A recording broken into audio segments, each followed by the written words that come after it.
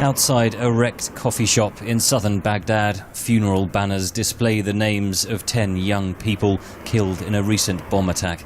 Across Iraq, cafes and restaurants are closing as they become targets of terror attacks.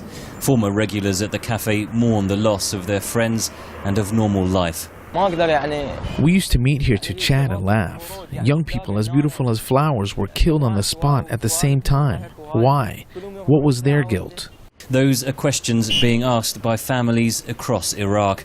The spike in violence is different from that seen at the height of the Sunni-Shia conflict in 2007, says Haider Al-Khoui, Associate Fellow at London-based policy institute Chatham House. What's happening now is not the same thing. The overwhelming majority of the violence is being carried out by Al-Qaeda against both Shia and Sunni Iraqis.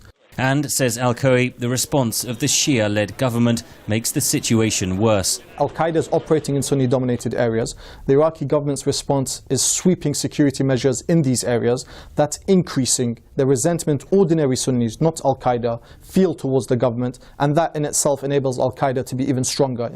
Iraq's government has made another key strategic error, says Colonel Richard Kemp, former commander of British forces in Afghanistan and Iraq, and now Senior Associate Fellow at the Royal United Services Institute. They've also moved away, I think, from the awakening councils, which were local Sunni militants who had been opposing NATO and opposing American and British forces, and were then kind of bought off and turned around and became probably the most single effective tool of the counterinsurgency conflict that was going on. Secondly, the removal of some very, very effective American intelligence networks and strike capability from special forces and aircraft. The civil war in neighbouring Syria is exacerbating Iraq's problems, says Haider Al-Khoui. And enabled jihadists to have a transnational ambition in the region, and hence Al-Qaeda in Iraq officially merged with Al-Qaeda in Syria. So it enabled them this flexibility and ability to maneuver. Iraq's Prime Minister Nouri al-Maliki visited Washington last week to request US assistance in countering Al-Qaeda.